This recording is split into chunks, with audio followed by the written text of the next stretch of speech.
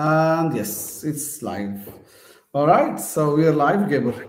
That's fantastic. All right, so hello everyone, and welcome to a new series, a new podcast series.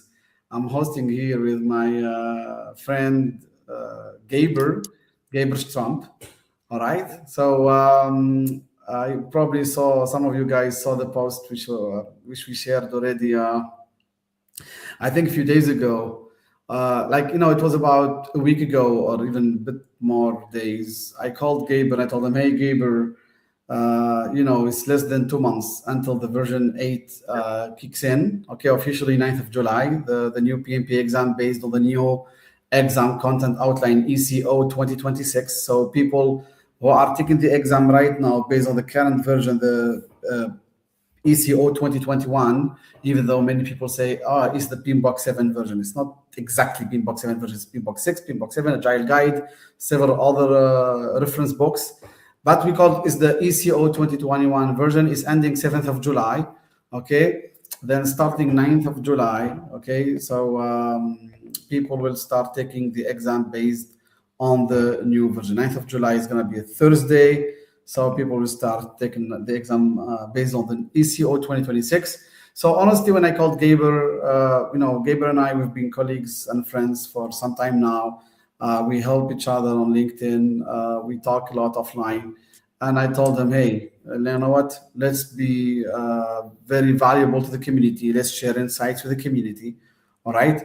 And let's deep dive into the new exam. So you guys, probably the guys who have been following us for some time, they know that last year we deep dived with the guys with the team who wrote the PMBOK 8. We had, I think, 9 out of 12 people who wrote the PMBOK 8. And they detail the PMBOK 8 piece by piece for the audience. Now, of course, it's totally restricted to bring anyone from the people who are writing the questions for the PMP exam. It's totally restricted and forbidden. And we don't even know who they are, to be honest, Gabriel. Do you know them? You know who are writing the questions for the exam? No, I don't know them, but what is sure that there is a question writing committee which meets every quarter. They're reviewing questions. They actually been approving or changing questions. And I think this reason why this is so important, because many people have the perception that even PMI is using AI to creating questions. Now I can assure you that's not the case. So that's still not the case that they're using just simply AI. And you were I think last week or the week before, you were with PMI meeting a summit in I think it was in Budapest. It was in Budapest. Yeah, it was in Budapest. Yes. Yeah, and you met few key people from PMI, definitely. So, since it's not possible, guys, to bring anyone from the committee who are writing the questions, who are reviewing the questions, who are updating the questions, and we're gonna deep dive into that a little bit, because many people think that, as you said, Gabriel, PMI uses AI to write questions once for all for the next 5 years. The questions are there. No, actually, even the questions are being reviewed constantly because 5 years is a long period. And there are many comments from people, many revisions, etc. So we'll come to talk about that. So since we cannot bring anyone from the questions writing committee, I told Gabriel, you know what? Let's deep dive into this together. Honestly, let me be honest. Let me talk about myself. We've spent a lot of time breaking the PMBOK piece by piece, the ECO piece by piece, trying to really understand where the new PMI mindset. Which is building on the previous PMI mindset. So we're going to talk about the PMI's mindset. And it's so important to understand the PMI's mindset in 2 ways. How you're going to manage your projects, because PMI wants you at the end to learn project management so you can succeed in your projects, not only to pass the certification, pass the exam, get the certification and forget about it. No. And the other reason to learn the mindset is to be able to answer questions in the exam of various certifications from PMI. Okay, so this is why Gabriel and I, we will deep dive into that. We prepared very, very interesting content for the next 8 sessions. Today is session 1. You guys are going to benefit a lot. Okay, so before introducing the program, let me introduce myself to those who don't know me, and I'll let Gabriel also introduce himself to those who don't know him. All right. So my name is Ahmed My surname is Ben Hamouda. So I've been in the project management industries for, I think, 2 decades almost now. I've worked in different industries and with different approaches. Two main approach, or the three main approaches actually, I worked with were waterfall first, then agile, and then right after agile or in parallel with agile, hybrid. Since hybrid is so much handy, to be honest, in many projects I worked on, many initiatives I worked on, and we had to use hybrid at least since 11 years. Okay, I personally started 2015 using hybrid. Okay, even though I come from the waterfall industry school, let's say school of project management. Okay, I've been a PMP certified person for 14 years now, since 2012. All right, and I've worked mostly on programs and portfolios, and let's say 30% of my career working on projects. I think 50% on programs, and then 20% on portfolios. Again, with using different methodologies. And I've been, let's say, a PMP trainer, or helping people get PMP certifications for at least now, I think at least 12 to 15 years, depending on how we calculate it. And I'm also certified in other bunch of certifications. And to be honest, I love project management so much. I'm trying to share knowledge with the community as much as I can. And I'd like, always cooperating with people, valuable people like Gabor, like other people who can really also bring value to the community. Because what we're trying to do here is all of us, PMI, us, the project management experts, we're trying to build, share insightful knowledge and trying to spread the knowledge of project management with this huge community. Because project management, at least for me, is one of the three most important jobs worldwide, because 1/3 of the world's economy runs on projects. If 1/3 of the world's economy runs on projects, as Pierre Liman said a couple of weeks ago on my podcast, so definitely project management is one of the top 3 jobs in the world, because we have projects everywhere, we have initiatives everywhere, we have changes everywhere, and all of those are run through project management. We will deep dive into that, because this is part of a mindset coming from PMI that you need to understand in order to succeed in projects and in certifications. Now, Gabor, is a chance for the audience to know you closer. Yeah. So thank you, Ahmed, and also I appreciate the invite. Being part of the podcast and the podcast series together. So my name is Gabor Strem. I'm Hungarian, based in the UK. I like to call myself as a project management practitioner, which means I do practice what I preach in that sense, which means I'm still actively running projects for big companies. Let's put it this way.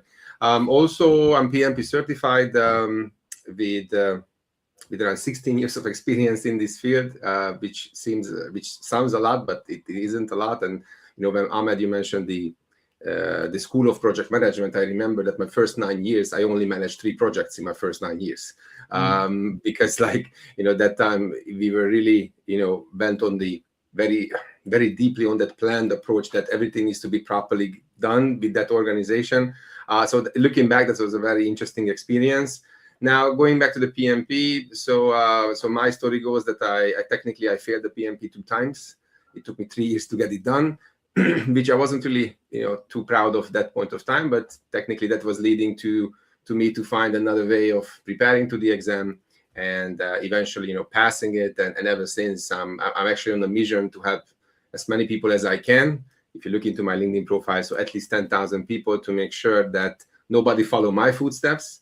Because there's a little statistic to share with everyone. There are still way too many people fail than people pass on a daily basis on the PMP exam. So I don't want anyone follow my footsteps, which was a journey of having lots of materials, having lots of uncertainty about what to expect, and always struggling to differentiate between the best practice project management versus real life. And but as soon as I finally cracked the code, I started to help people, and I'm very vocal about that on LinkedIn, as some of you might know, or you might see it as well already. So yeah, that's all about me. Actually, some of your posts are so famous. Some of your posts reached or had thousands and thousands of likes, really, to be honest. I think every day I see your posts on LinkedIn. Sometimes I search for them on purpose, because there is a lot of knowledge, a lot of fun sometimes in your posts. So I personally like them a lot, Gabor. So, by No, the way, in which year did you get the certification, the PMP certification? So yeah, I got certified by 2018, and eventually, I started, let's say, very slow. You help your colleagues to get certified, and then eventually, I started to see that, oh, there is something which maybe other people are also interested in. Yeah. So technically, I think since 2021, that's where I was really established myself on LinkedIn, and also as a providing a solution to people to pass the PMP. So yeah, I would say really from the past 5 years now, we can say. So right. So guys who are watching, so Gaber and I, let's say, iterated a bit on the program. To be honest, Gaber was very, very easy, to collaborate with. I told him, Gaber, you know what? Let's take people deep into these topics, and he immediately said, yes, let's do it. So guys, we're gonna have 8 sessions, always on Tuesdays, always the same time at 7 p.m. Tunisia time, UK time is the same time. Tunisia and UK for now, summertime. Okay. So today in session 1, we're going to have the ECO explained. Okay. We're going to go through, first of all, the eligibility for people who are new to project management, new to the PMP certification. So what are the eligibility conditions or prerequisites? How to submit your application in case you're selected for audit, how you can or what you need to submit in order to pass the audit. Then we're going to look deeper into the ECO, also a couple of important slides about the PMBOK 8.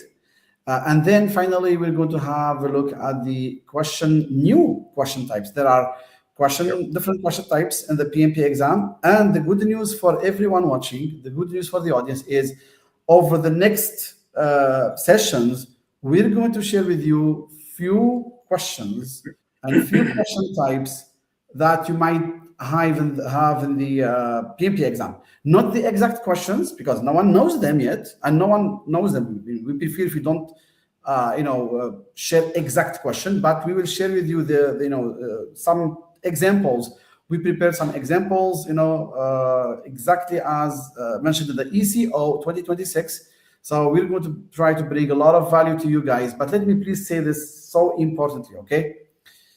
Our purpose, not from this podcast, our purpose as project management experts is not to copy the exams that PMI, will have in the PMP exam.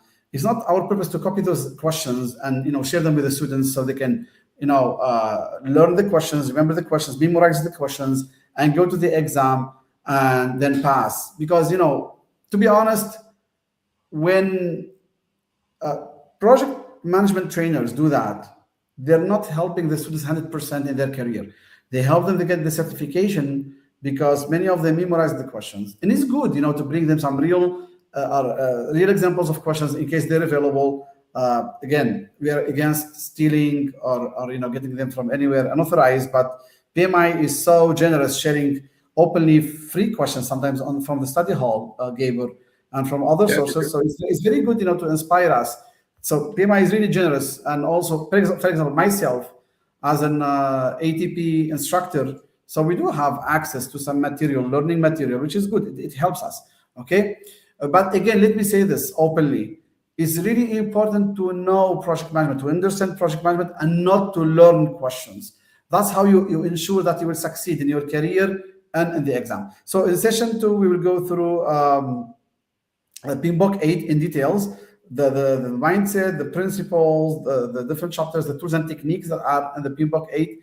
Okay, in session 3, we'll go through the business environment domain. Okay, it's a little long domain. So key tasks in the domain, as in the ECO, types of questions at the exam, examples of questions you might get, okay, and tips and tricks for that domain. Session 4, we will cover the people domain, okay, whether it's stakeholders or team. So key tasks for the people domain, types of questions at the exam, again, some examples of questions plus tips and tricks, how to pass. Then session 5, we will talk about governance. I think this is one of the longest chapters, and at least in my training, based on the version 8, this PMBOK 8, governance and agile, these are the 2 longest chapters. Okay, and also we will talk about PMO again, types of questions, tips and tricks, etc. For session 6, we will cover scope schedule management, waterfall scope schedule management. Okay, but not only. Okay, we will also try to cover agile. Session 7, finance and procurement, and session 8, risks and artificial intelligence. And in the people domain and the scope schedule domain, we will cover also from agile and waterfall as well, as a hybrid. So it's going to be very, very interesting. All right. So this is the program. So for entirely. So on the next slide, we will see the program for today's session actually. All right. So again, today we will deep dive into session 1, into the ECO, as I said, the application, the audit process, the exam question types, domains explained, briefly, because we will deep dive into them in the next sessions, and then we will be taking questions from you guys. Okay. So, Gabriel, do you agree with me that we need to teach project management during those PMP training sessions exactly or according to the PMI's mindset, rather than teaching people just how to pass the exam? I would say I partially agree, because in my view, the PMP is your bachelor degree in project management. Yes. The same as like if I would like to become a history teacher, you need to go and see the lecture, you need to kind of learn it, and then the way you're going to express it or explain it to your students, that's why you can also add your own flavor into it, even though your lecture will be based on the facts. That's how I also, let's say, I put the PMP as well, because we all, or everyone who's actually trying to do the PMP, you need to come with a certain level of experience, which means that certain things you should know already, which PMI also acknowledged, like you should know what the scope baseline is. You should know what the critical path is. What is the difference between a backlog or a validating scope or a communication plan or risk log? So, and then obviously every company is customizing the PMI framework some shape or form. That's why we see that the only similarities you see how projects are running real life is in industry. So for example, how software projects are running here in the UK, or for example in Tunisia, is exactly the same, because the key focus items on managing the scope, the backlog, the requirements versus the cost is going to be very important. But same as, let's say, if you go into the finance industry. So that's why I would say that I think everyone, if you are okay, so the other thing which came into my mind automatically, so PMP, I also like to say PMP is your commitment to the career path, meaning that if you consider yourself being a PM, not just for 5 years, not just for 10 years, or even beyond that, because you should get your PMP, because that's your bachelor degree there. And I think so we all come with a certain experience. Now, how we implement everything learned into real life, that's how I would say that's always the it depends kind of answer. But on principle, half of the time I can agree that the PM, we should implement the ideas and the information we learn through the PMP now. But how are we going to be able to do it the most effective way? That's where everything will be. It depends, because every project is unique, and then you're also dealing with a company culture, which is also kind of putting, let's say, a sort of filtering of what's the best way for us to running projects. So I can tell you the reason why I said that. This new exam coming out in July 9, okay? Let me say, from what I know, in my own way, it's going to be way more interesting than the current version. The types of questions, the content of the new questions, the new question types, those questions really are very interesting, because they will show if the person who's taking the question really is practicing project management, or just prepared for the exam. There will be many different scenarios. So many people would be taking the exam at the same time, but they will not be getting the same questions almost at all. Okay. Yeah. And the new types of questions, they will really show if someone is really a true project manager, and who got trained by someone who really taught them how to manage projects before even teaching them how to understand PMI's mindset and pass the exam. Because so far, many people just found some material here and there, learned questions. They had bank of questions, of thousands of questions, learned the questions and got the certification. Now with this is, and let me say, it's just a small note to the community. With the new version, you really have to try to think as a project manager, practice it, because the new types of questions, they require more effort than the current version. The current version, there are only 4 types of questions, and they're so easy, okay? The new version, there are minimum 8 types, some new ones, and they're gonna be really a proof that you really understand project management. So we will go through that, and that's why my biggest advice is try to think as a project manager, practice project management, understand the business environment surrounding the project, and what's the purpose of the project, which is creating, delivering value, and you shall pass easily, okay, if you get those. So if you move to the next slide, this is the mindset, which PMI, this is taken from PMBOK 8, Gaber. It's on PMBOK 8, okay, because in the previous versions from PMBOK, 3, 4, 5, 6, 7, we haven't seen a particular slide from PMI explaining the mindset. Now PMI is presenting the mindset they want the project manager to have, okay? And I even myself, I have shared a post, I think a couple of weeks ago, where I went through this mindset and I explained it, which is actually a mindset based on 3 dimensions, okay? To be proactive, and I think, Gabriel, we saw that in the current version, the PCO 2021, how PMI expects the project manager to be proactive, to take effective actions, not just be sitting and watching, right, Gabriel? No, I can agree with you, but comparing, let's say, the current version. So in the current version, things are let's say not as black and white. Like for example, like in this explanation, because the way how I like to explain the mindset, let's say the current exam to anyone, is that so the PMI is separating the way we think about how we think about projects in general. In that case, let's say agile and waterfall, and they separating the know-how, but they never really explain it in this way, because proactivity, you have to be proactive at all times. You have to be, let's say, show ownership and responsibility. Whereas, for example, the waterfall methodology is always given, is upfront day one, you are the owner, you are the main responsible person.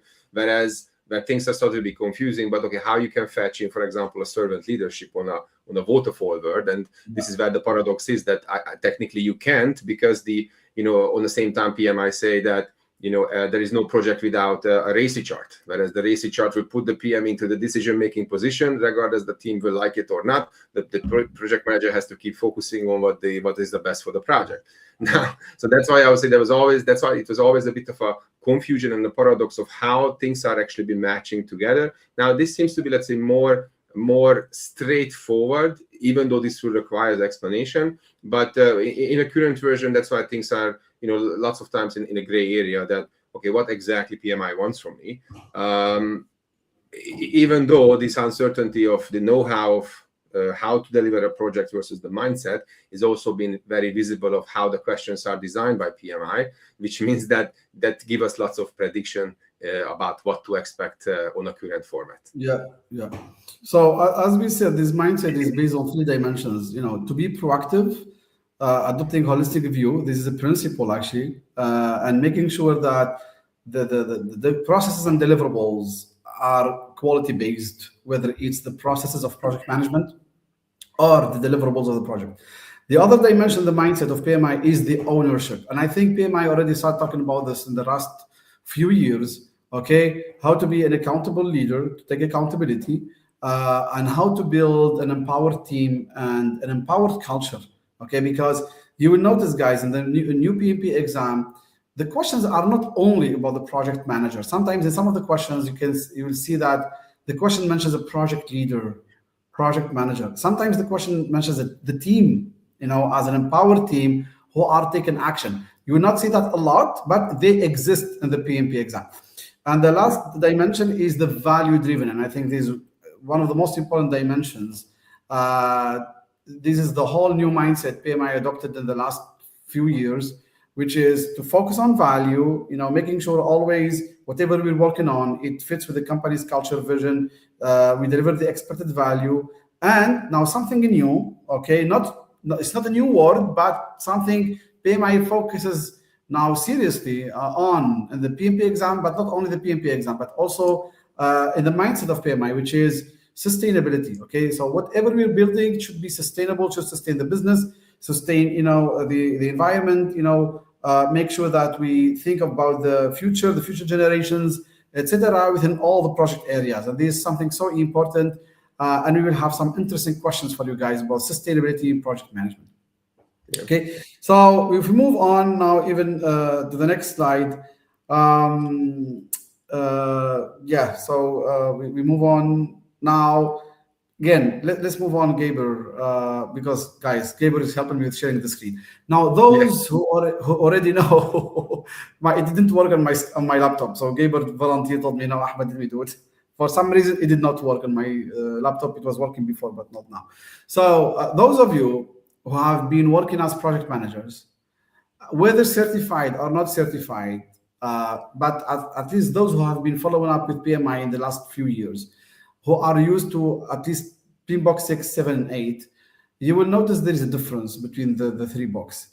Now, in version 8 uses the terms performance domains, like version 7, whereas in version 6 we used to call them knowledge areas. Now, in PMBOK 8 there are 7 performance domains.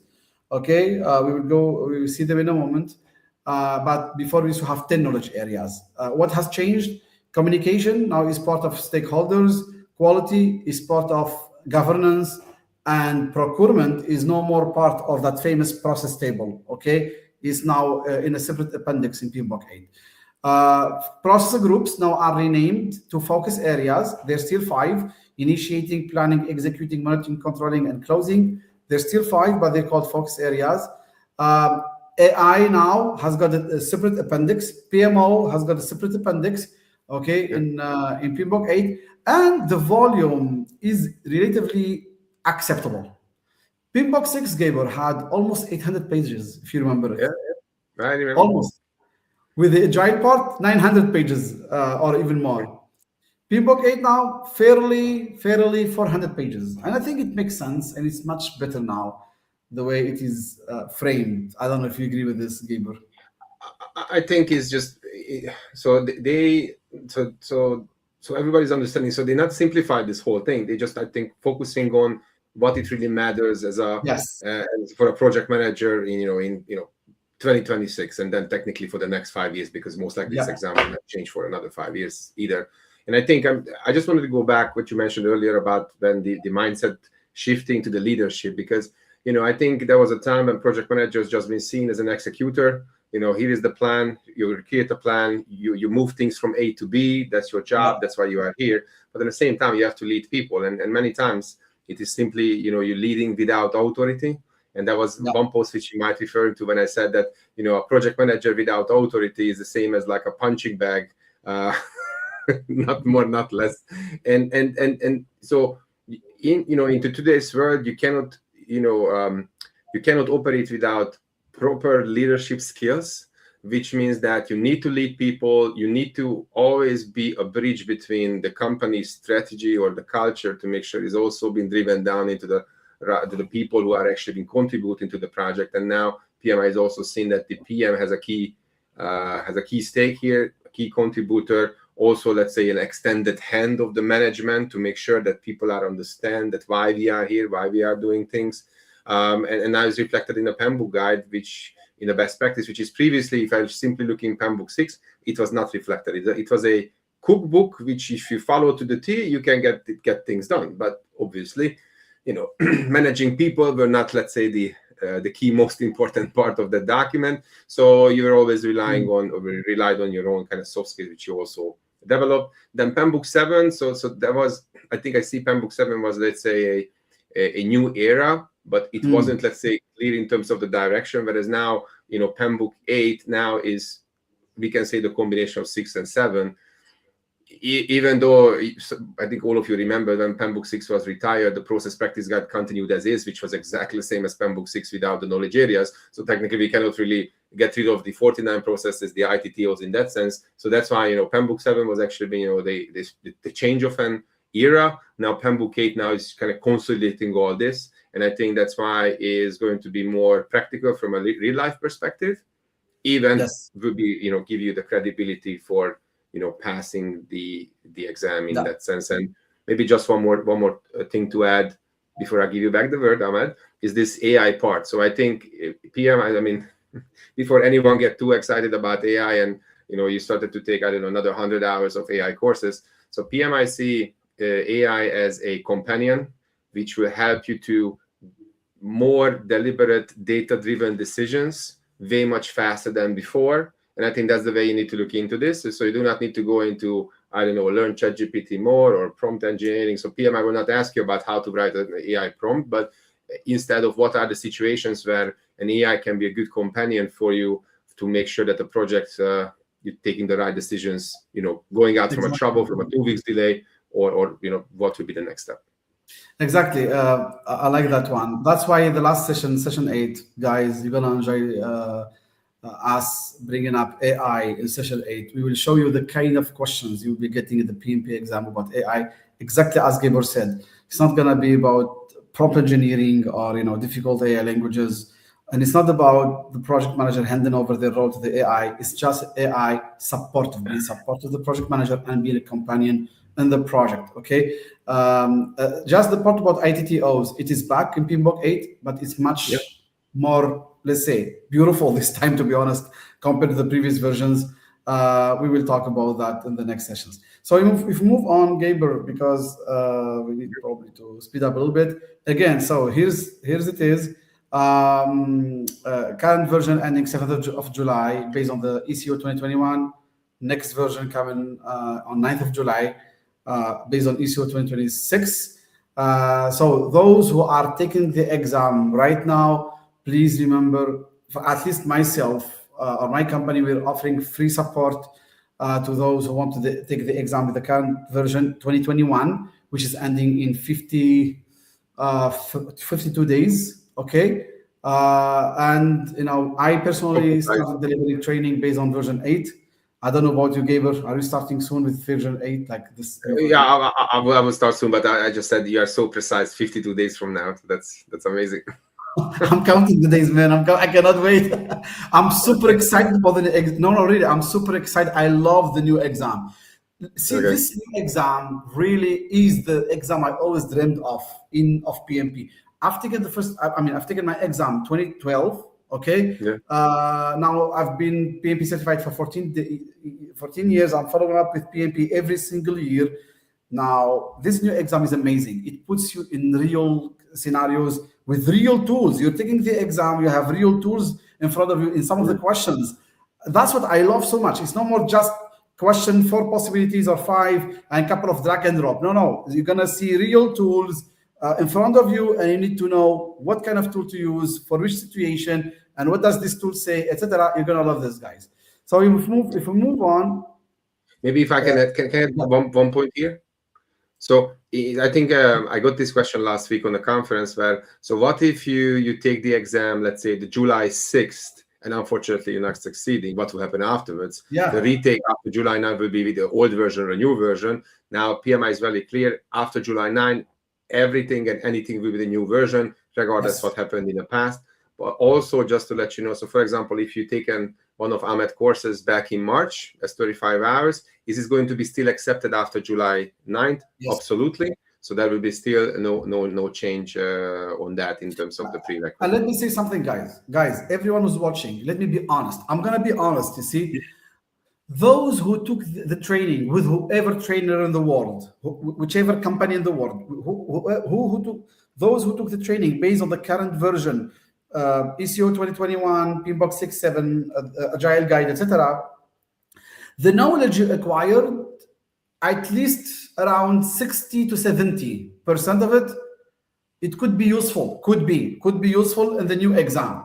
Up to 70%. Let me be honest, it's not 100%. There is one of our famous colleagues, he's one of the most famous trainers in the world.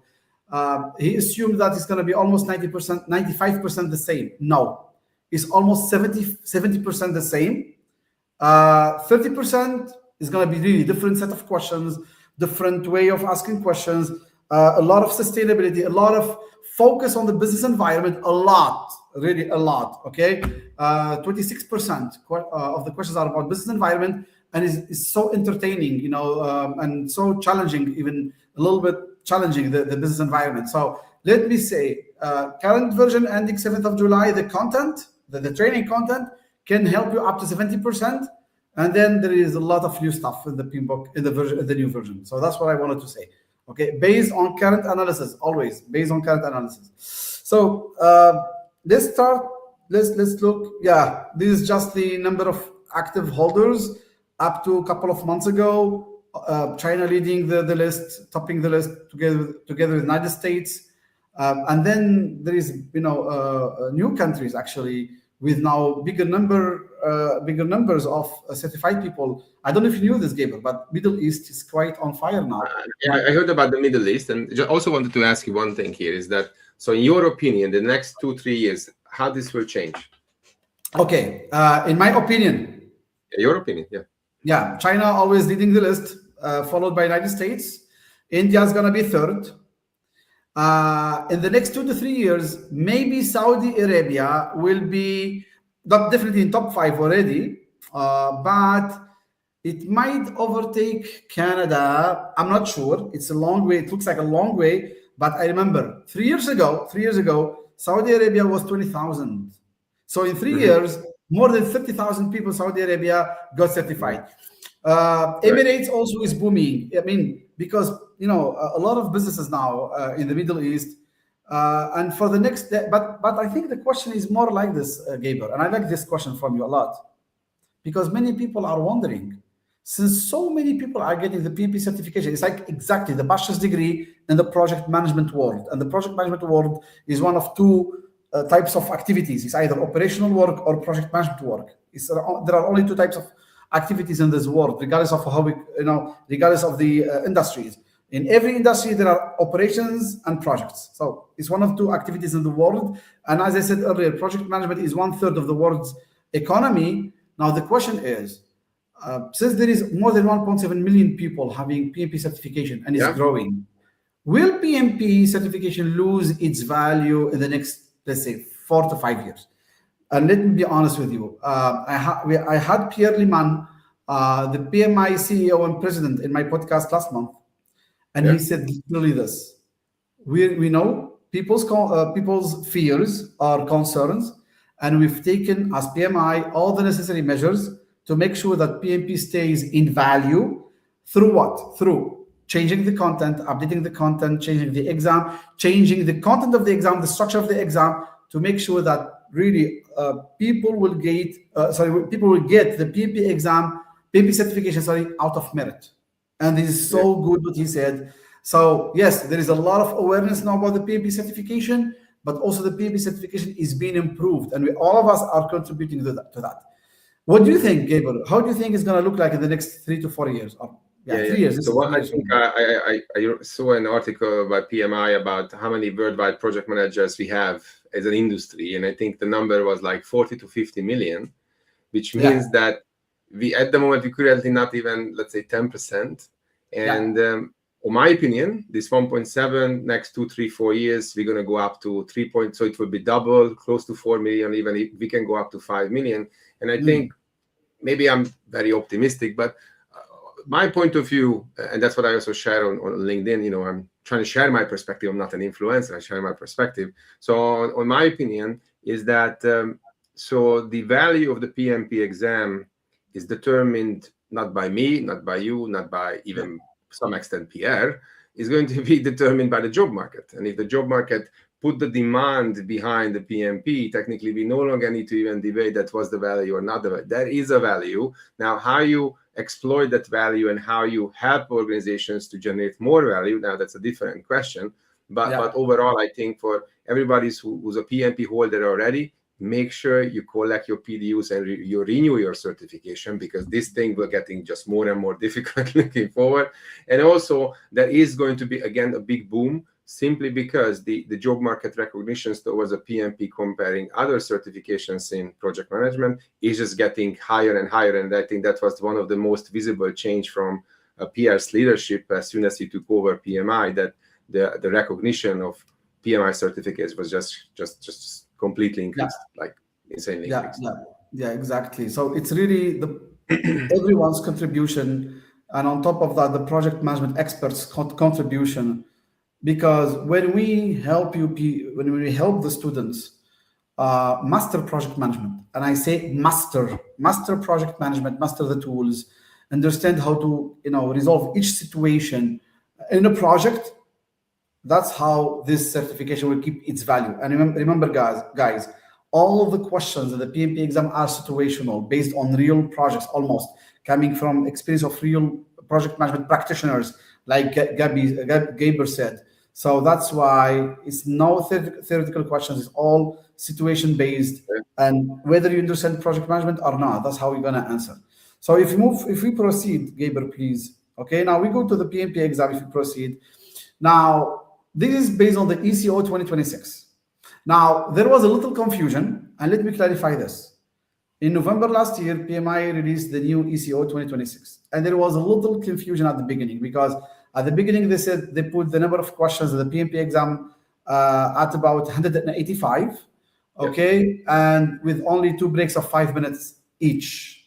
But then quickly PMI rectified that, corrected that, so the number of questions stayed 180, all right, and 2 breaks of 10 minutes each. Now, that was quickly rectified by PMI. Now, people are asking now when to take the breaks, because in the current version, once you finish 60 questions, you can take a break of 10 minutes, and we recommend taking the break. And then once you finish the next set of 60 questions, you take another break. And once you finish the last set of 60 questions, then that's when you finish the exam. Now, let me tell you this. It's not official. I don't know 100%. I'm just, this is my opinion. The current, the new exam coming in July 9 is going to be almost the same. It's not exactly 60, but close to that. Because officially the ECO says the first break will be after the case study section. Okay, what is the case study section? They give you a scenario, a case study about a company with a project or multiple projects, etc. And then a few questions relating to that case study. The questions could be 4, could be 8, could be 12, could be 10. We don't know yet for sure. Okay, but there's going to be a number of questions. And that case study comes after a bunch of questions before that, not related to it. So it's going to be almost about an hour and 15 minutes. So PMI is actually measuring how much time it takes to answer the questions. They usually, have people with average knowledge, not, so well-prepared people, or people who are not prepared at all. And they're also considering people with different English language skills, people who read fast, people who read slow, people who are native speakers, people who are not. So they're really very cautious with that, very careful with that. So the first break is going to be almost after an hour and 15 minutes. Whether it's going to be almost 60 questions. It could be 58, 62, 55, because they have to dispute the questions, the breaks evenly. Otherwise, people get tired. And the second break will be after the next set of questions. PMI says it's going to be midway through independent questions, but again, it's going to be almost around 60, almost around. That's why I put around. And then finally, you finish the exam after almost, again, the last set of third set of questions, which is almost 60 questions. And remember, guys, whenever you take a break, you cannot go back to the previous questions. You cannot. They're gone. Because maybe during the break, you remember, you open a copybook, you know how to answer the questions, then you go back to it, answer it. So you cannot do that. Once you take a break, you cannot go back to the previous questions. That's why before taking any break, make sure you have reviewed all your questions. Make sure that you have answered all the questions. Never leave any unanswered question, never. Because you're going to always have a chance of 25% of getting the answer right, even if you are not sure, okay? What do you think, Gabriel? And by the way, the last change... Sorry, Gabriel. The last change is now we have 4 hours for the exam, no more 3 hours, 50 minutes. So 10 more minutes in the exam. Why? Because of the new types of questions. Some of the questions take time. Gabriel. Yeah, I think I really can share your opinion as well. As soon as I see that there is there's no timing attached to the break when the break will happen. And I think as soon as they said, okay, after the case study based questions, now can you imagine that you're gonna get, I don't know, 30 case study based questions, and then you have a break, and which was like after 45 minutes. I mean, the amount of people who will complain, they cannot just simply let this go. So I mean, whoever is asking me, I'm sharing some type of similar opinion. Either PMI will make a change, I think in September or very shortly, that this will be also, let's say, a fixed break. But I think this is working very, very smoothly in terms of, everybody's kind of preparation to the exam. Because, previously when I took the exam, 2018, there were no scheduled breaks. You can even take 2 breaks or even 3 breaks that time. It was all upon your own time. So it just, you have to kind of speed up. But I do not believe that they will change this setup. Slight deviations, but still, I think, the secret sauce will be you have to make sure that you do very well on a block of 60 questions any given time. Yeah, that's right, exactly. Okay, so for the exam process, quickly, another couple of clicks here, more clicks, please, Gabriel. So one more, yeah. So as usual, people, as usual, people can take the exam either from home, remotely, or in person in a test center. Honestly, people are having this question, Gabriel, and I don't know the answer yet. We will discover it in July. The question is, with the current version, when people take the exam in person, they get preliminary result from the test center, and then the final confirmed results after, let's say, 48 hours or 36 hours, depending on in which country you are. In some countries, after 8 hours. In other countries, after 3 days. Yeah. And when you take it at home, guys, listen to this. When you take the exam at home, let's say remotely, in most of PMI's exams, you get immediate result. Like, for example, I took the PMI PMOCP at home. I got results immediately when I took it at home. Okay. For PMP, when you take it at home, you have to wait, okay, for some time. You don't get any preliminary results. Now, I don't know with the new version, to be honest, I don't know yet if PMI will be releasing preliminary results even if you take the exam at home. Okay, I don't know yet. Gabriel, do you have any information about it? Me neither. So there was no reference, nothing shared by PMI. So at the moment, I will technically assume that nothing will change. But we will see, after the first week of, after July 9th. My advice to anyone, you should go to a test center regardless, unless there is no test center available nearby. You have to kind of drive or travel 3-4 hours whatsoever. But you should consider to go to a test center just to avoid any complications with the proctored software doing it remotely. Yeah. Exactly. In some locations there are no nearby test centers, or in case you cannot really travel, so take it at home. And we have explained before, taking it at home is not that complex. Just make sure that you are in a comfortable room, nothing hung on walls where there is written anything about project management. Or anything at all, okay? And just a good laptop, good internet connection, good camera, your passport or your ID with Latin letters. For example, in Tunisia, we cannot use our ID because it's written in Arabic. In Russia, for example, if your ID is written in, how you call the Slavic language? Yeah, in Slavic letters, I think. Yeah. You cannot use that. Your name has to be in Latin letters, okay? So the standard, let's say, Latin letters, like in English language, is based on Latin letters.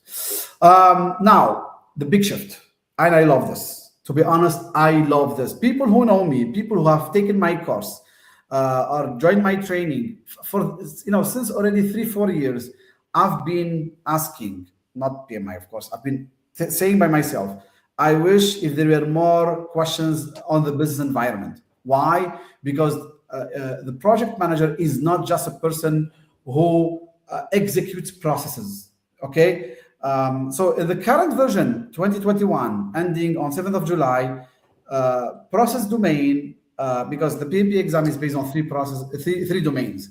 Process domain, which in the current version, 50% of the questions are about the processes, 42% of the questions are about people, and only 8% are about business environment. But in the new version, 2026, now, people are 33%, which is now 8 tasks, no more 14 tasks like 2021. Business environment now is 26%. This is amazing. Finally, really, more business acumen, more business thoughts, more business attention from the project manager, whether it's business performance, whether it's value, whether it's the system, whether it's the conditions surrounding, whether it's many different tasks. Now it's 8 tasks, no more 4 tasks like 2021 version. And processes now are down to 41%, 10 tasks, including tools, including AI, etc. Now I love it. I love the way now the repartition. Now it makes more sense. What do you think, Gaber?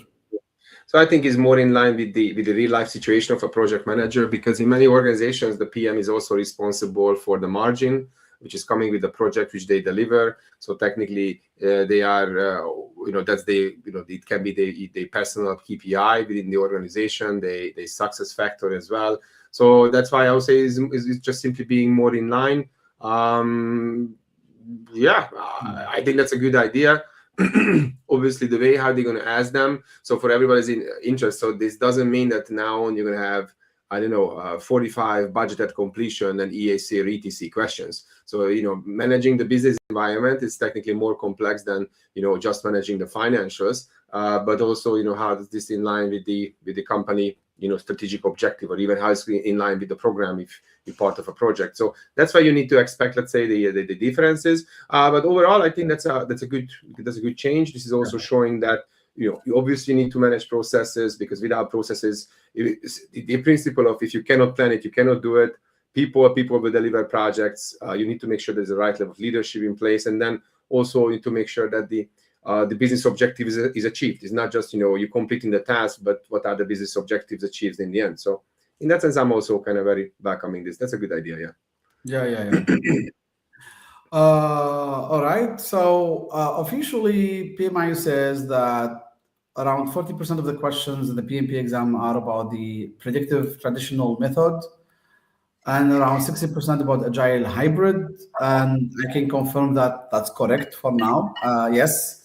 You're gonna see, guys, at least 30% of the questions are about hybrid project management. At least 30%, can be a little bit more. Agile is about also 30%. Now let me say this. I know that maybe less than 20% of the project management practitioners worldwide are using or applying agile approaches in their projects. I mean, still many project management practitioners worldwide are following either predictive or chaotic, or in certain cases hybrid project management. Not so many agile, because agile is now still mostly in some industries, mainly the software industry, maybe the agile transformation industry, etc.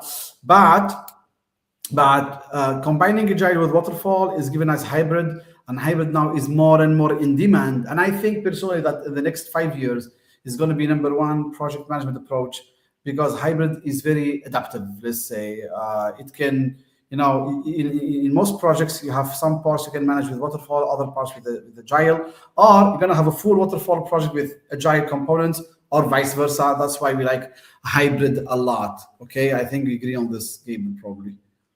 No, I mean, I fully agree with you. And also, so you mentioned the previous was your favorite slide. This is my favorite, because this is what most people really get wrong. And, when people are preparing for the exam, they go, different forums, different platforms, searching for information. And then here is a smart guy who put, let's say, I passed the exam, all above target. Please reminded that all questions are hybrid and all questions are agile. And you go like, my friend, congratulations, but what do you know? Nobody will get a printout of any questions. So your assumption or faded memory of everything is hybrid agile. It's just simply confusing people. And but people really, and this goes to the audience. If you are considering to pass the exam, go with PMI, which is, they are the trusted. So this is what they tell all the students worldwide. And if they tell this to everyone, we should trust this, not the guy who said everything is hybrid or agile. And I think that's where people go like, oola lula.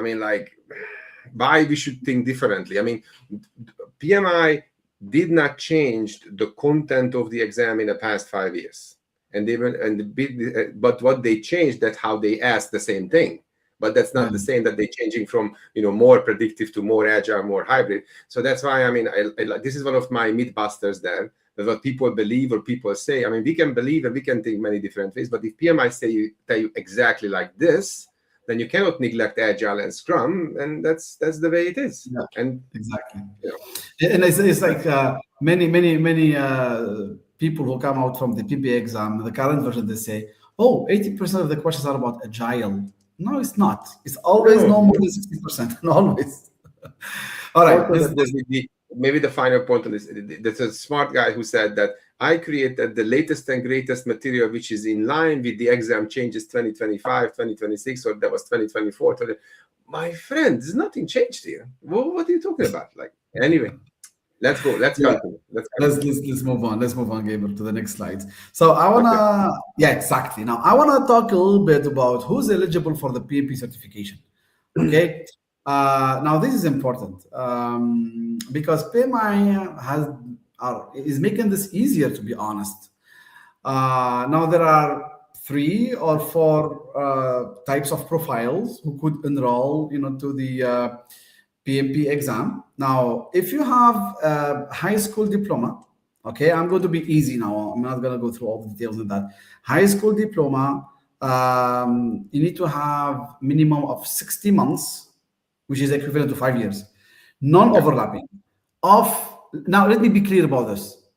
When PMI says experience leading projects in the last 10 years, now this is the positive thing. Before we used to go back as far as 8 years for this level of just with high school. Now we go back to 10 years. So people who will submit their application, starting July 9, okay, they can go back to their to some projects which they managed in 2016, 2017, because now you can go back just as far as 2018.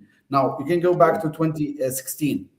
Now let me be clear about this. Do they need to be called project managers? No. You don't have to be called exactly project manager, even though it's really better to put there that you are a project manager if you were managing the project directly, or project coordinator.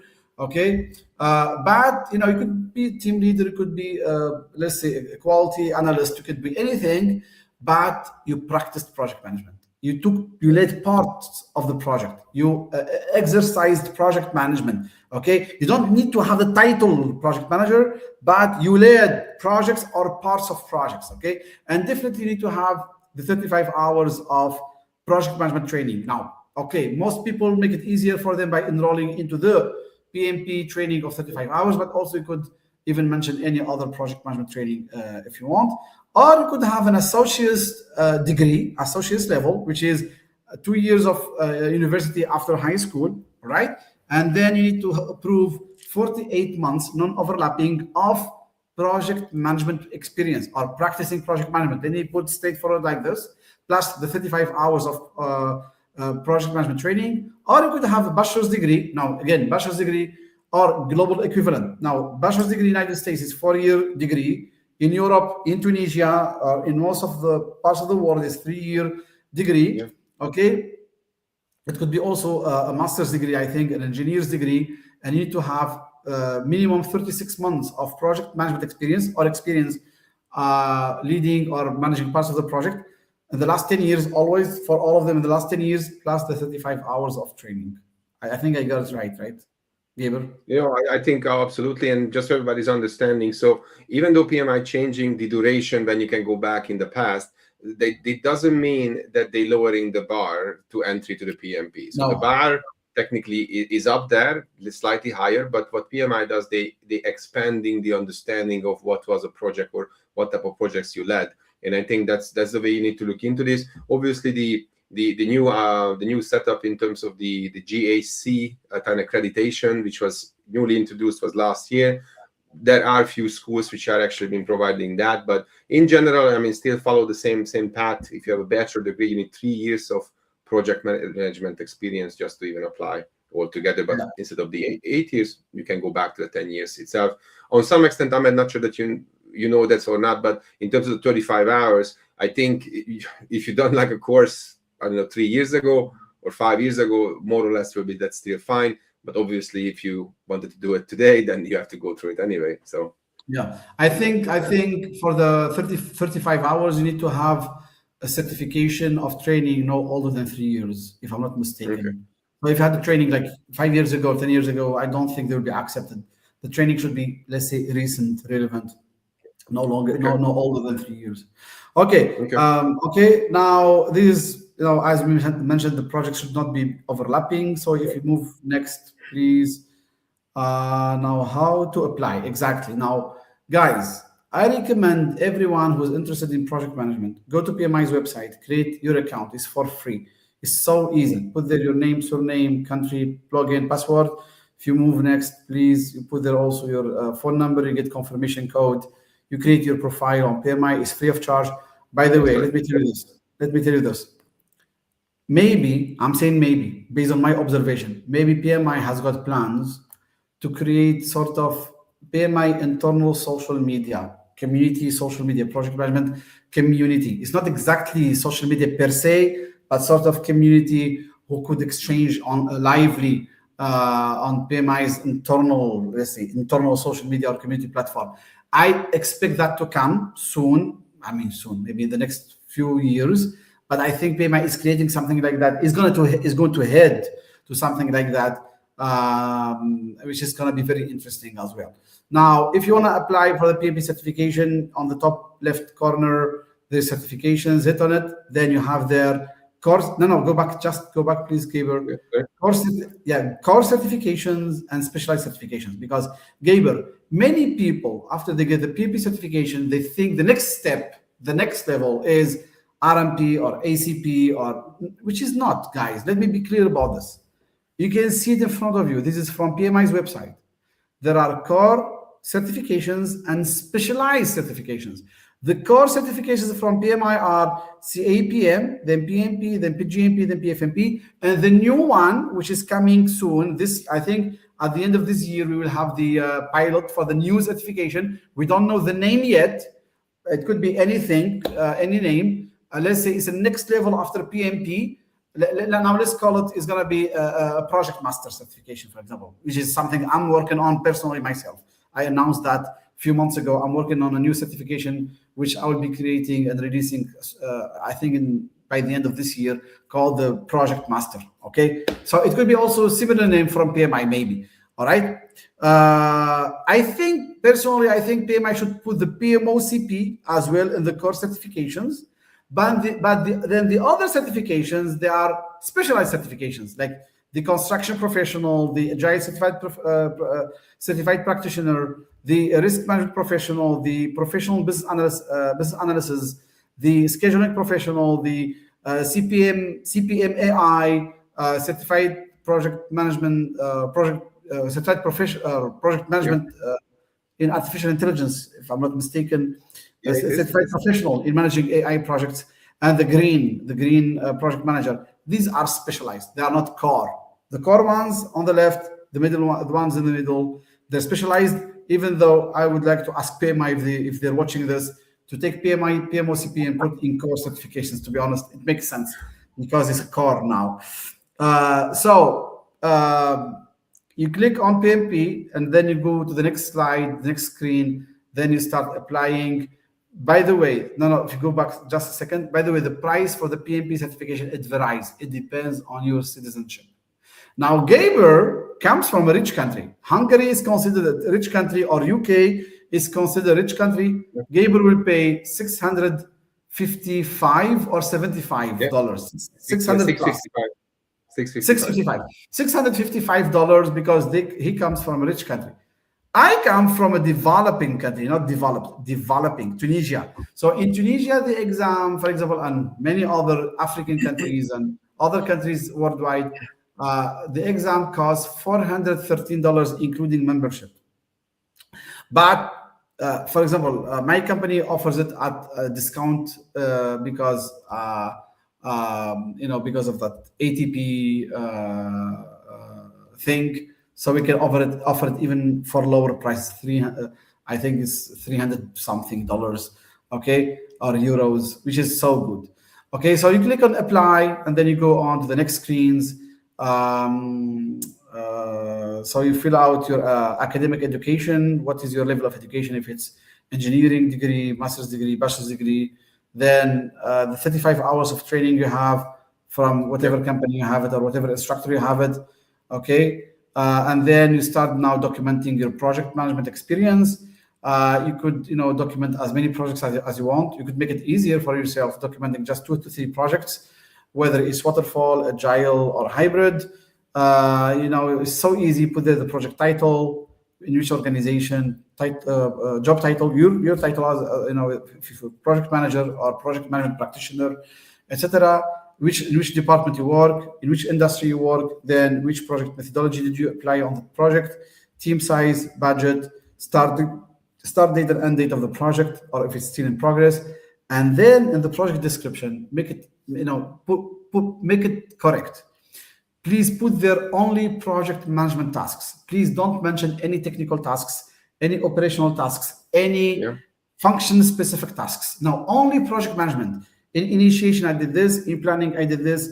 In executing, I did this. Only project management tasks: risk management, planning, quality management, change management, stakeholder management, people leadership, people development, templates, project management tools. But don't say, I implemented the server, I was installing the machine, I was responsible for fixing the machine. PMI would reject your application. Only project management related tasks. And on top of that, put there a couple of sentences about the project objectives, project outcomes. Right, Gabriel? Yeah, and I think the only thing I had to add is that 200 to 500 words. So it's not going to be 5 pages, not going to be an essay. And also remember, PMI knows that you cannot share company proprietary data, which means you have to keep things on a high level, really focusing on the project management tasks. And that's also including the project budget. If you don't know the project budget or you're not allowed to share, you simply put not applicable, and that will simply go through. But I really can echo what Ahmadi said. Sometimes many people feel like this is the most challenging part because they might not be part of a project to beginning to an end.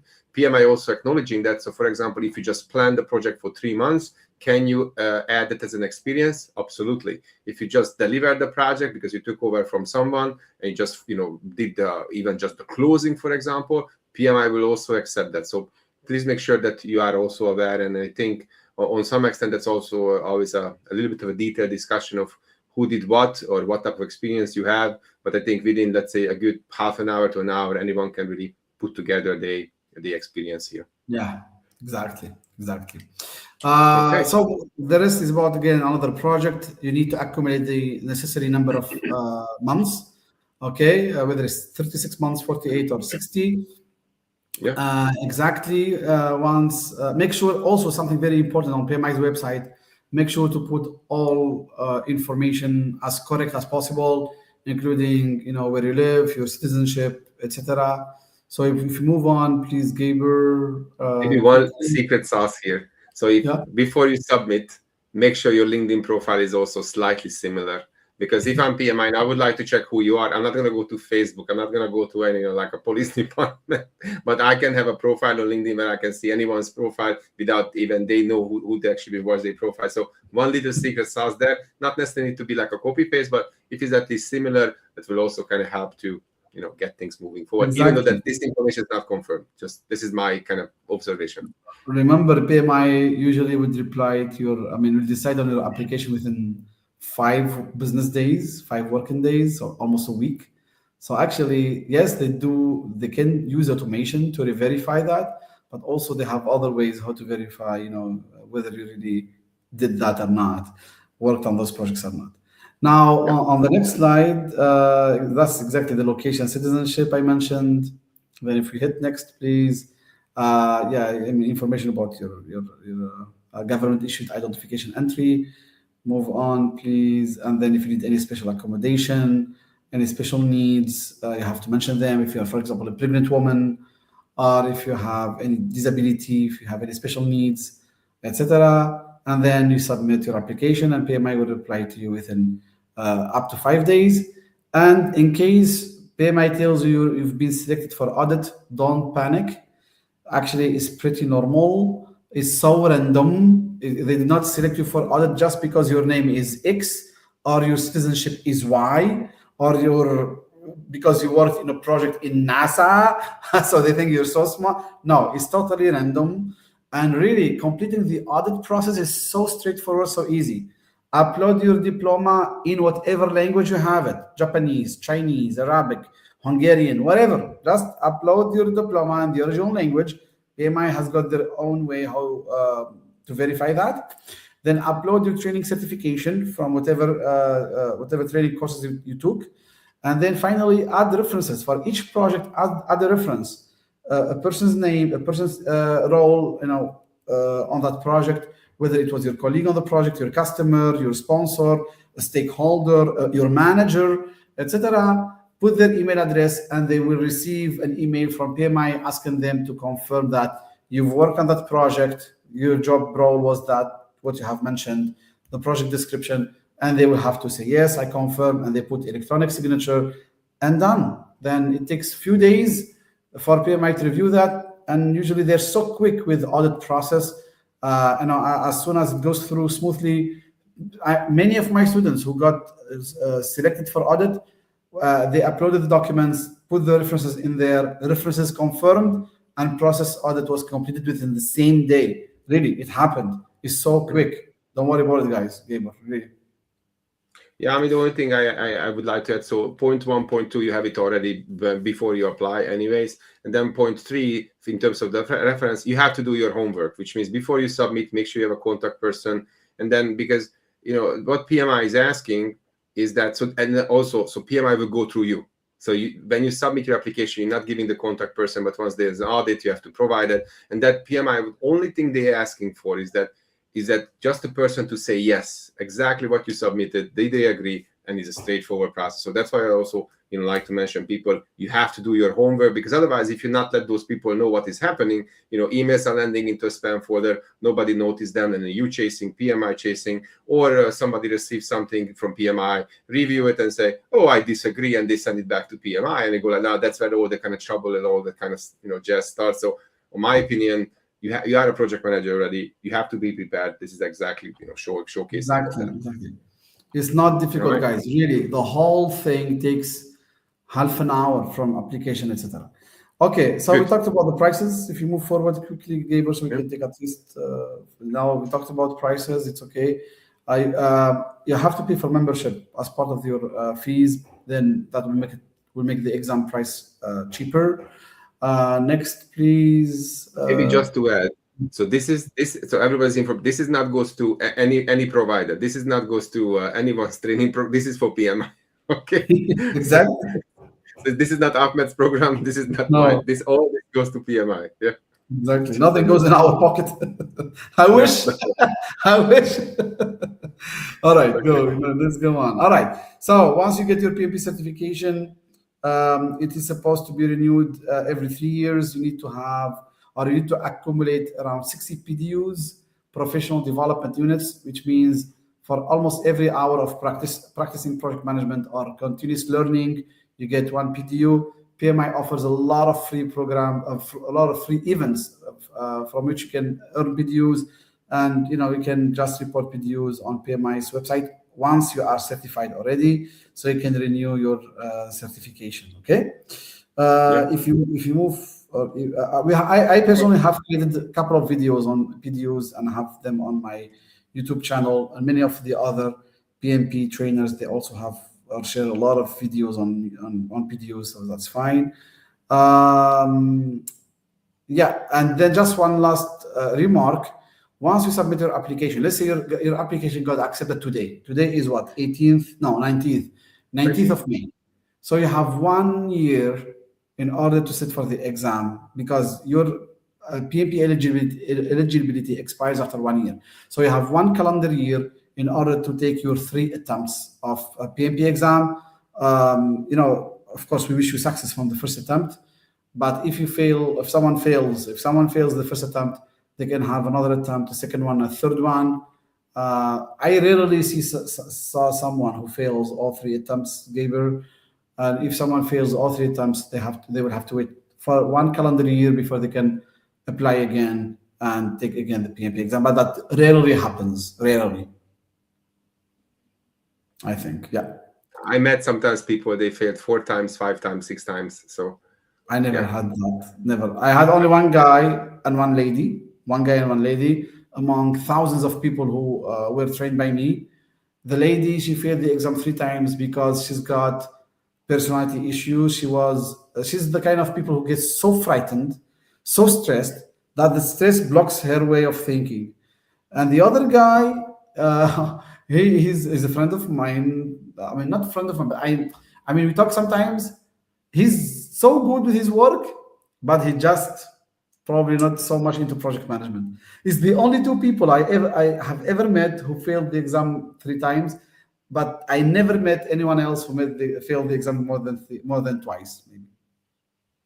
I did, unfortunately, but those people I came across, they also passed the exam afterwards. So yeah, I would say nothing else to add into this. In case of maybe just one thing, that if you made the first attempt, unfortunately not succeed, and you are over your eligibility period and you have to reapply, do not panic. Simply just reapply with the same conditions you applied a year earlier. PMI will accept that. There is no issue whatsoever. Also with the re-examination, so technically we all wanted to pass the first time, but technically every single time you need to pay to PMI. So do not believe that one exam fee will cover you 3 times. It's just covering you only once. And yeah, PMI is a capitalist non-profit organization, let's put it this way. So if you fail today, which is Tuesday, you pay the fee the same day. Tomorrow, 8 a.m., Wednesday morning, you find a slot. PMI will let you do it. So there's no problem whatsoever. So there's no waiting time between them. PMI is really giving you the flexibility that you do whatever you like to do afterwards. Yeah, exactly. All right. So are there any more slides? Yes, probably a couple of more slides on the PMBOK. So guys, now in the PMBOK, we talked about the 3 dimensions of the mindset: proactivity, ownership, and value-driven. There are 6 principles to build an empowered culture, to adopt a holistic view. We talked about them earlier: focus on value, embed quality into processes and deliverables, be an accountable leader, and integrate sustainability within all project areas. And then there are 7 performance domains. We go through them in the next sessions. Governance first, then scope schedule, then finance, stakeholders, resources, which is team, and risk. Okay, we'll go through them. And we will also integrate other parts because, for example, people are asking, what is agility? What is hybrid? We will integrate them. We will talk about them: agility, agile, hybrid, AI, PMO, etc. So we're going to talk about that. No worries, guys. And then now probably we can take for a few minutes. Yes, this table, by the way, guys, this is what I used to call page 62 of the PMBOK 6. Now it is page 114 of the PMBOK 8. Remember the number 114, guys. Okay, it's an extremely important page in the PMBOK 8. You need to know this table by heart. This is the 7 performance domains, the 5 focus areas, and the 40 processes. For each performance domain, what the project manager needs to do and needs to know in each focus area, what to do in initiating for governance, in planning for governance, and the rest, in executing, monitoring, controlling, closing. 40 processes is so important to learn it by heart, really, because once you learn it by heart, you apply it at work, then project management becomes so easy. Now, from this table, those people who know PMBOK 5, PMBOK 6, they know that before we used to have 10 knowledge areas, now it's 7, as I mentioned at the beginning of the session. Procurement is has become an appendix now because not all project managers practice procurement anyway. Okay, communication is part of the stakeholders. You see there, stakeholders in planning, plan stakeholder engagement, plan communications, manage stakeholder engagement, manage communications, etc. Quality is part of governance. Look at the execution, for example, in governance. Manage quality assurance. Now it's part of governance. Okay, all right. And then those are 2 merged: governance with quality, communication with the stakeholders, and procurement is in an appendix. Okay, so this slide is extremely important. Yeah, maybe just to add. So I think we need to have a good understanding, especially how the flow will change, because the flow is slightly different than what it is on the page. So I'll give you a good example. So yeah, I'm pretty sure initiating will happen in a sequence, planning in a sequence, but as soon as you are in execution, that's no longer the sequence, because first you need to acquiring the resources, lead the team to manage the execution first, just to make sure everybody's aware. And also comparing, let's say, what it is today, there's no change. So monitor and control scope versus validate scope. For everybody's understanding, validate scope is the last process in monitoring and controlling, because the output will still not change, that the accepted deliverable will close the project or phase afterwards. So again, little secret sauce, you still need to think it through, not just blankly or blindly or memorize it or learn it by heart. There is still, let's say, a little think through into this, but yeah, we're going to share that in our upcoming sessions. Yeah, exactly. Now we're not going to go through that, because we're going to deep dive into the different tasks of each domain in the next episodes. So exactly, those we will deep dive into them. We will, for example, in the next session, when we go through the business environment, then we will go through the 8 tasks, and we will not go through the 8 tasks to explain to you guys. We want to help you understand them, how what kind of questions you're gonna have about those tasks in the PMP exam. So, for example, for business environment, which is 26% of the exam, the new exam, gonna have 8 tasks. So if you go just quickly, please, Gaber, and we're gonna deep dive into them. Okay. So, Gaber, if you can go quickly, yes. So, task 1 about defining, establishing project governance. Task 2 about planning, managing compliance. Task 3 about managing, controlling changes. Task 4 is about removing impediments, managing issues. Task 5, planning, managing risks. Task 6 is about continuous improvement. This is new, by the way, continuous improvement. It was present in the previous sessions, the previous version, but now it's more focused on in the current version. Okay. And then the last 2 tasks, Gaber, if you go next. Yeah, sorry. I was just reading one comment on the chat. Yeah, okay. Okay. Task 7, supporting organizational change, and then task 8, evaluating the impact coming from the external business environment changes.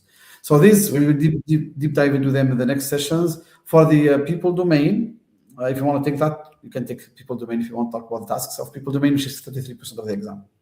Yep. So technically, this is the main task: developing the common vision, managing the conflicts, leading project teams. Now, managing conflicts, leading project teams, that was technically there on the current exam as well. I think the only kind of caveat into this. So previously, PMI explains conflict management and leading teams in waterfall 3 different areas, which is resources, communication, stakeholders. Now, this is slightly more simplified or aligned with the mindset which they proposed there. Engaging stakeholders, aligning stakeholder expectation, managing stakeholder expectations. So this is actually a big, heavy area. You definitely go there with lots of questions around stakeholders and how you manage those expectations, both agile and waterfall in this case. Helps you ensure a knowledge transfer and plan the managed communications. Now, knowledge transfer is also something new. So this is more like focusing on the handover of the projects to from the delivery or the project phase to a operations phase, most likely, and anything aligning with that information gathering. It was also, I would say, touch base currently, but very little. Now it's actually been much more clearer or much more specified in this case. Yeah. And then process domain. Take it, please, Gaber. Yeah. So developing integrated project plans. So again, there are 10 tasks in the process domain, guys. There are 10 tasks, and let me please be clear about this before Gaber continues with the process domain. In the process domain, it's not only the processes, because people would think, is this about those 40 processes in that table in page 114? No, because those 40 processes, they're split among the domains. That's one thing. Second thing, the process domain is also about the tools, the artifacts being used. Okay, so it's processes plus tools plus artifacts plus templates plus phases or focus areas. All of that is called process domain. Please proceed, Gabriel. Sorry for that. Yeah, and I think just to add, so if you look into task number 3, help to ensure value-based delivery, and one of the tasks, verify measurement systems in place to track benefits. Now, previously or currently, as of today, the project manager is not the key, most responsible person for tracking project benefits, especially because there are project benefits which will be realized 3 years after the project is delivered or 1 year after the project is delivered. But now it's really showing that real life, I think this is very much focusing on that, PMs are responsible for the project margins or the benefits are also realized. Then plan, manage resources, managing procurement, as also Ahmed mentioned. So some of you might like the different contract types. We will not get rid of those. We still have them. But please make sure you focus on the make or buy analysis, which is the most simplest concept on the world, but the most misunderstood. Plan and manage project finances. Yeah, this is day-to-day bread and butter for any project manager. Plan and optimize quality. Again, what we define quality and how we track quality and what we consider quality together with the customer or the stakeholders. Plan and manage project schedule, evaluate project status, and manage project closure. Again, closing is still a key important part of the project, to do it in the right way. Yeah, that will be fun. Yeah. And the last part, just in 5 minutes. As I mentioned, PMI now is presenting more types of questions. Before, we used to have, in the current version, 2021, we have 3 main types or 4, which is a question with a single response, or a question with multiple answers. You can choose 2 or 3, and in the exam it tells you, please choose 2 answers for this question. Usually it gives you 5 choices. And then there is a drag and drop and hotspot questions. These are the main 4 types of questions. Most of the questions are the first 2 ones, multiple choice with single response or multiple response questions.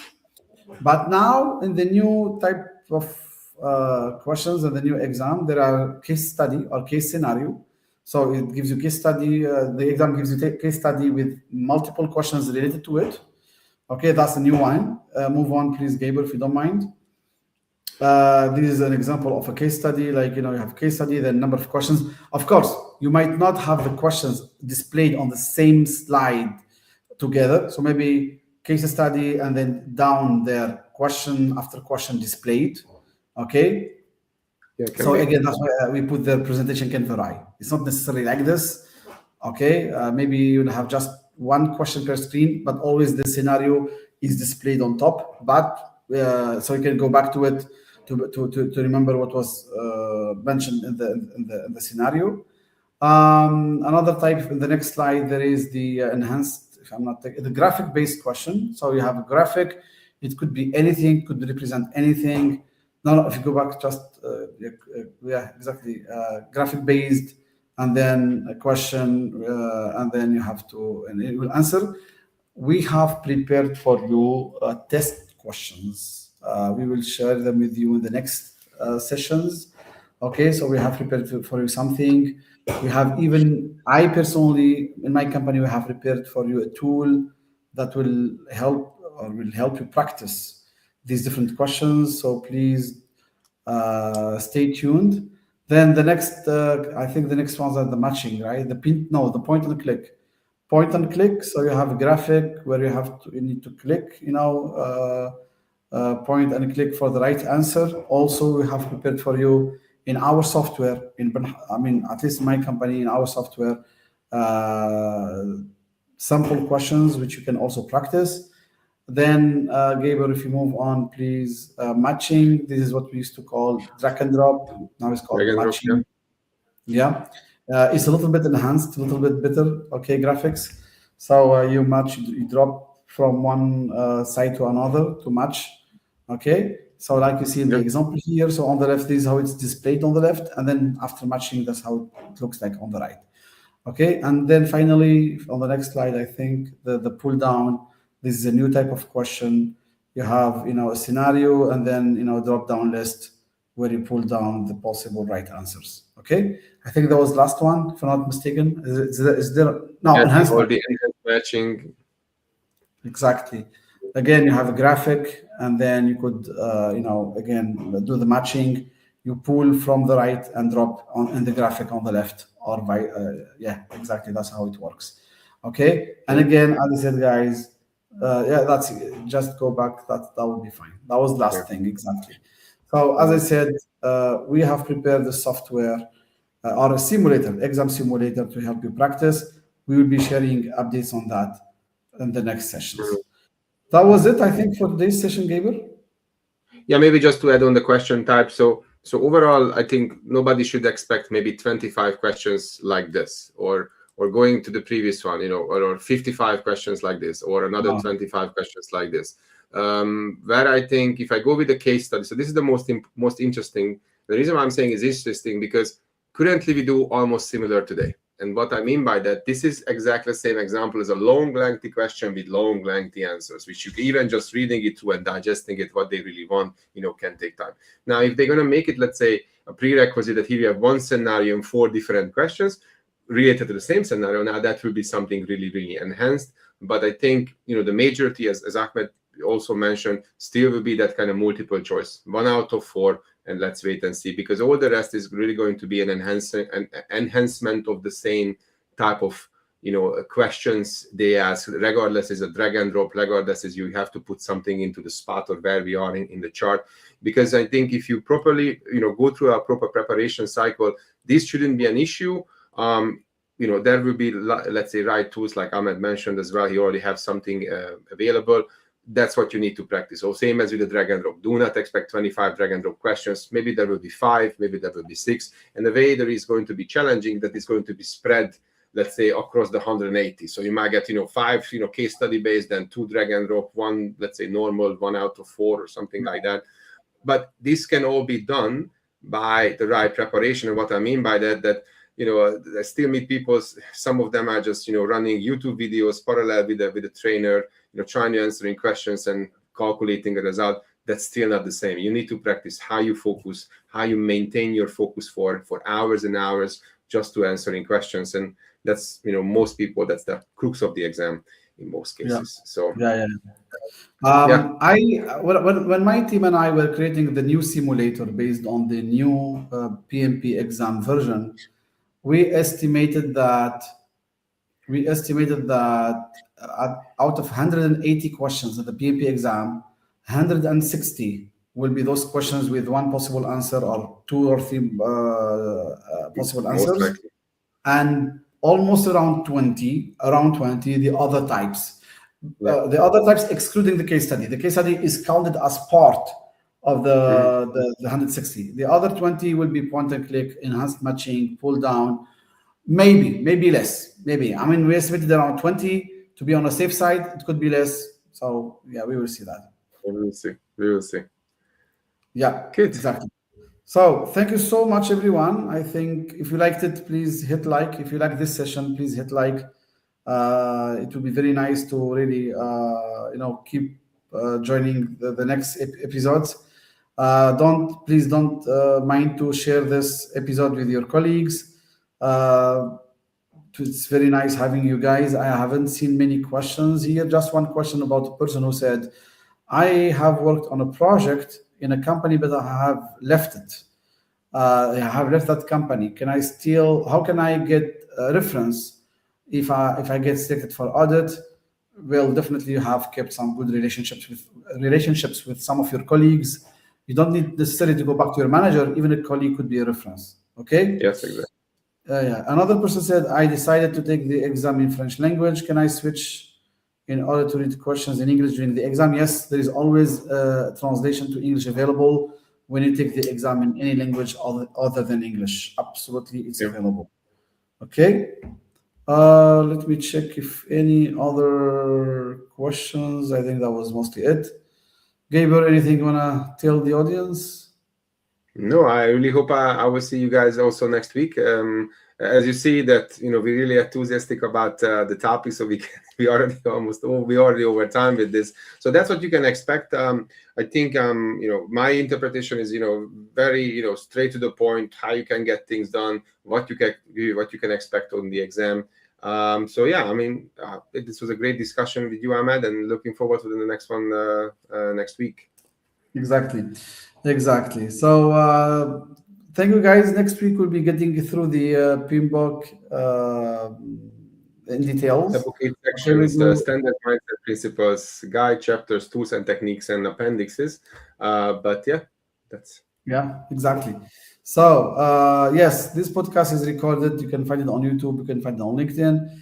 Thank you so much, everyone. See you soon again. All right. Okay. Thank you all. Bye-bye. Yeah. So